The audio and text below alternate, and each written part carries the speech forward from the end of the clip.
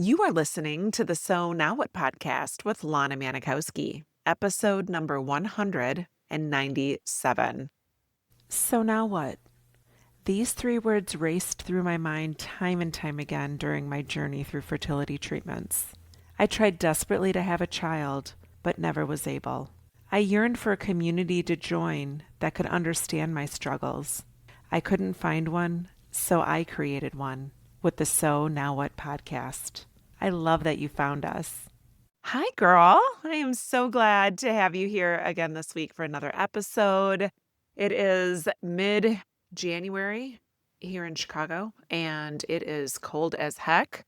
We are getting down into the single digits, and if you have never lived in a cold climate, I know that sounds super cold. Yes, it is, especially when you are a dog mama and you have a fur child to take out multiple times a day, but we're made for this stuff in Chicago. The winter coats, hats, gloves, scarves, they are out and used regularly. Coco even has her little boots. I have these things called walkie paws. Oh my gosh, she hates them, but I make her wear them. So yeah, we're hoping for warmer days ahead, but not at least for the next week or so. And what else? Oh, I wanted to tell you that I am making updates actively to my website for the Others Day brunch. So much good stuff happening this year. The actual brunch is happening on May 9th. If you have been to the brunch before, I do not need to tell you what a beautiful and connective event it is. If you have never been, this is your year to come. I'm adding an extra special event on Friday night, May 8th. Check the website, lanamanikowski.com/othersday. If you check the website and it is not updated yet, make sure that you get added to the wait list so that when the tickets go on sale and the website is updated, you'll be the first to know. And you don't have to be from Chicago to attend. People literally get on airplanes and have traveled from Puerto Rico, Seattle, Washington, Massachusetts, Florida, all over the United States and surrounding areas. So make sure you're checking the website or that you're at least signed up for the wait list so that you can find the connection and the love that you are searching to feel on a weekend that feels really hard. So, all right, let's get into this week's episode because I think it is one that you are really going to gravitate towards because you've probably noticed words being used, child-free and childless. They're everywhere on social media, in podcasts you might listen to, in newsletters and articles, on TV, in the movies. And even if no one has ever asked you directly how you identify as child-free or childless, you probably have felt something when you hear those terms used. Maybe it's a pause. Maybe it's some tension. Maybe it's this questioning of, I don't know how I feel about that. And if that's you, there's absolutely nothing wrong with that because this episode isn't about choosing a label. It's about noticing what those words bring up for you and why. So, most people aren't asking you, how do you identify when you tell them that you don't have kids? But you are absorbing these words all the time.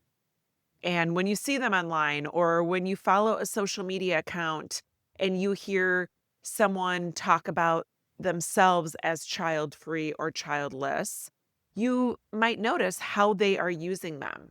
And internally, you might be deciding, like, where do you fit? So after infertility or a path to parenthood that didn't unfold the way that you expected, your identity is tender. Words feel really loaded, and sometimes it can feel like one word is being asked to explain your entire life, your grief, your growth, your peace, your future. And that's a lot to put into one single term. So I just want to slow this down this week and talk about it a little bit more because when people say child free, it can mean different things. For some women, that is just who they've always wanted to be. They never wanted children, and that word fits very easily for them. And for other women, like women who walk through infertility, child-free becomes something that they might grow into. Not because they didn't want children, but because over time, they've just built a life that they love and they feel at peace with that lack of children in their life. In that case, child-free isn't about erasing the past, it's about choosing how you want to relate to the present. But if peace around you not having kids hasn't fully landed yet, child-free can feel off to you. It might suggest something about you that isn't true. It might skip over something really important to you and the desire that you had to be a mom. And if that's how it lands for you, that doesn't mean that you're behind. It just means that you're being honest with where you are now. So let's talk about childless. For many women, childless simply means that you are childless. It's their truth. They want to be present. You imagined it, you pursued it, it mattered to you, even if circumstances made it impossible or misaligned for you to achieve. So, childless doesn't mean broken, it doesn't mean unfinished, it doesn't mean less than, and it sure as heck does not mean that you failed. But for some women, that word carries old weight. It can bring up disappointment.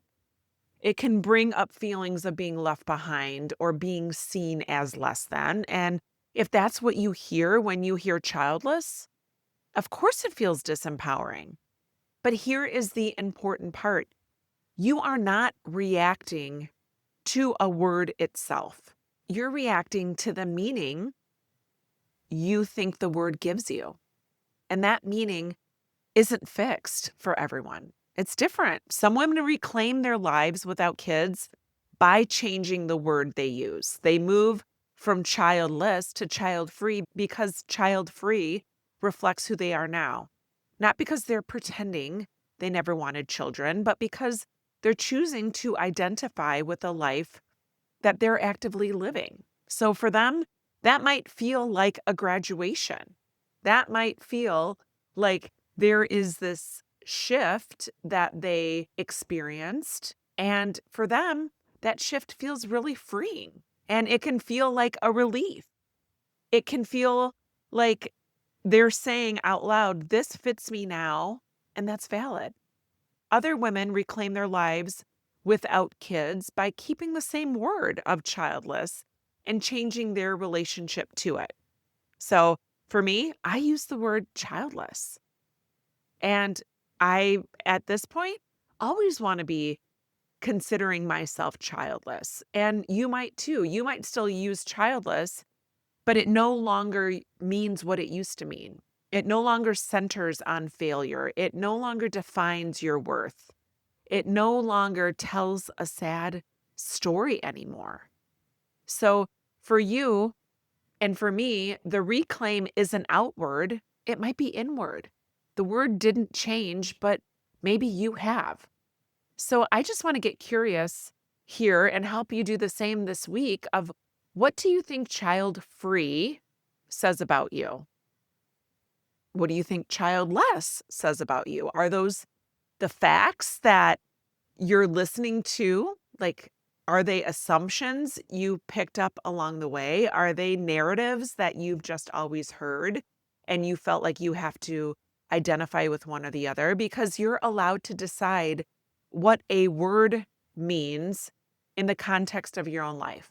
You are allowed to let language evolve as you evolve. And you don't have to rush to choose one or to be at peace in order to sound acceptable. You don't have to avoid honesty to sound as though you're strong and okay with the fact that your dream of motherhood didn't happen. And you don't have to be like perfected in a term to be whole. So for me, like I said, I identify as childless because it honors the truth of my story. I wanted to be a mom. That was like a huge thing for me.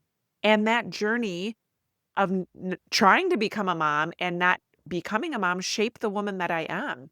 It is why I do the work that I do and how I support the women in Thrive After Infertility, my coaching program that I started, how this podcast began. So, this word does not diminish me, but it gives context. But that's my choice. Your choice might look different. And that's exactly the point of why I'm talking about this on the podcast this week. So, whether you identify as child free or childless, I want you to hear so clearly that you have the permission to feel proud of the woman that you are. You can feel proud of how you kept going and proud of how you learned to hold this complexity in a life that you didn't plan for. I think it's so important for you to know that you can feel proud of the life you're building, even if it doesn't feel like the building is complete, even if it looks different than you once imagined. So you don't need to change your language to prove that you've healed. You are not your terminology. You are the woman who decides how much power a word gets. So, child free or childless, you are not unfinished. You're not behind. You are not less than. You are not anything other than a beautiful, whole, and complete woman. So I hope that you have a beautiful week. I love you. And remember that it's never too late to discover your meaning. I'll talk to you next week. Hey, real quick, I just wanted to tell you about an awesome resource I created. If you have ever found yourself in conversations with people, or maybe people offering you suggestions about what you should do to become a mom, it's called the Top 27 Things People Say When You're Childless and How to Respond. You can get your copy free at lanamanikowski.com/things people say.